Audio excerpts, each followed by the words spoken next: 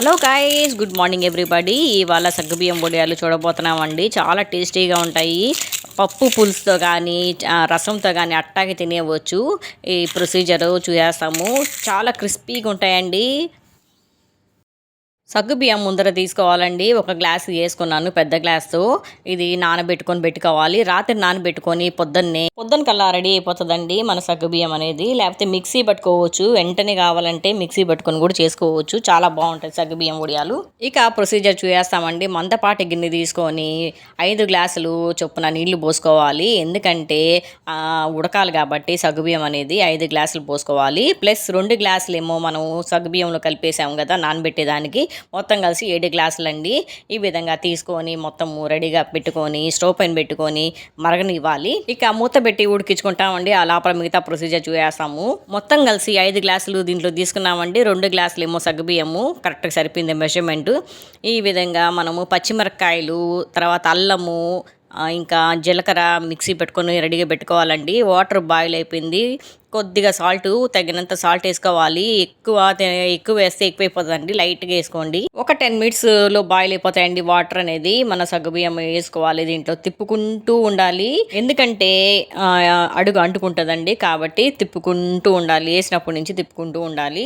సిమ్లో పెట్టి చేసుకోవాలి ఈ ప్రొసీజర్ అనేది. మనం వేసిన సగ్గుబియ్యము అనేది ట్రాన్స్పరెంట్గా అయిపోవాలండి. అప్పటి వరకు ఉడికించుకోవాలి సిమ్లో పెట్టి. ఇక్కడ నేను పచ్చిమిర్చి అన్నీ మిక్సీ పెట్టుకున్నానండి. ఇలా ఉండాలి కన్సిస్టెన్సీ. ఇప్పుడు వాటర్ బాయిల్ అయిపోతున్నాయి, దీంట్లో వేసుకొని తిప్పుకోవాలండి, బాగా మిక్స్ చేసుకోవాలి. మనము సగ్గుబియ్యం వేసాం, సగ్గుబియ్యం వాటర్తో పాటు మిక్స్ అయిపోవాలి, అప్పుడే టేస్ట్ బాగుంటుందండి. జీలకర్ర కూడా వేసేసుకుంటాము. ఇది ఉడికేదానికి ఒక హాఫ్ అన్ అవర్ పడుతుందండి. హాఫ్ అన్ అవర్ ఓపికతో చేసుకుంటూ సిమ్లో పెట్టుకొని చేసుకోవాలండి.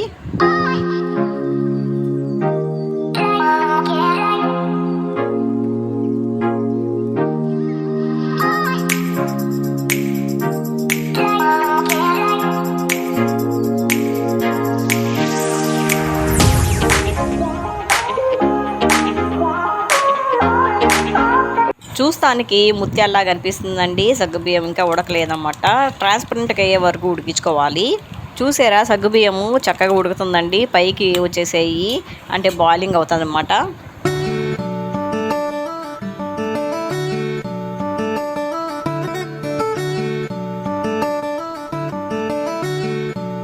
ఇప్పుడు జీలకర్ర వేసుకొని తిప్పుకోవాలండి, మిక్స్ చేసుకోవాలన్నమాట. ఇక్కడ చూసినట్టయితే సగ్గుబియ్యము బాగా బాయిలింగ్ అవుతున్నాయండి. వాటర్ చూడండి, ఇలా ఉండాలి. ఇంకా 5 to 10 మినిట్స్ పడుతుందండి ఉడికేదానికి.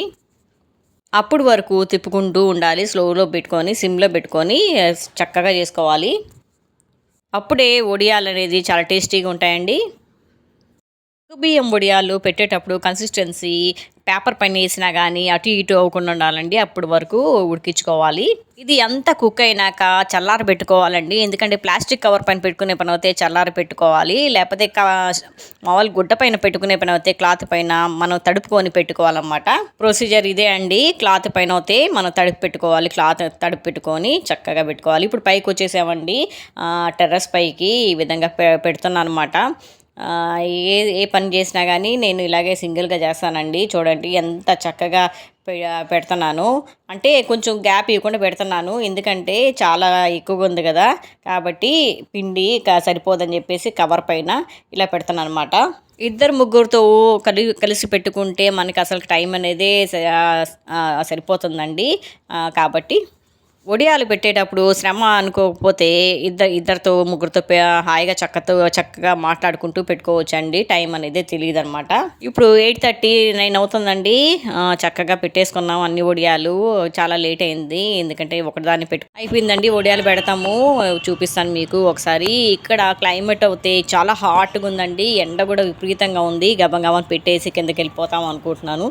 ఈ విధంగా చూడండి, చక్కగా ఆరిపోతాయి సాయంకాలం కల్లా. ఇది చూడండి, సన్ ఎంత విపరీతంగా ఉందో, వేడనమాట. చోట్ల కారిపోతున్నాయి విజయవాడలో. మీకు ఎలా ఉంది? ఇప్పుడు టైం ఏమో సాయంకాలం అయిపోయిందండి. చూడండి, చక్కగా 4:30 టైంకి పైకి వచ్చేసాను మళ్ళీ చూస్తానికి. ఈ విధంగా చక్కగా ఆరిపోయినాయి వడియాలు. మొత్తం ఆరినాక 2 రోజులు ఎండలో పెట్టుకొని తర్వాత ఎయిర్ టైట్ కంటైనర్లో పెట్టేసుకుంటే సరిపోతుందండి. 1 సంవత్సరం ఒక సంవత్సరం పాటు నిలువ ఉంటాయండి ఈ వడియాలనేది. చక్కగా 2, 3 రోజులు ఎండలో పెట్టేసుకుంటే సరిపోతదండి. ఇప్పుడు ఎలా వేయించాలో చూపించబోతున్నాను. ఫస్ట్ హై హీట్‌లో పెట్టి, తర్వాత లోలో పెట్టుకోవాలి. ఒక చిన్నది యేసుకుంటే తెలుస్తదండి మనకి ఆయిల్ హీట్ అయిందా లేదా అని జెప్పేసి. ఇప్పుడు వడియాలు వేయించి చూపిస్తానండి మీకు.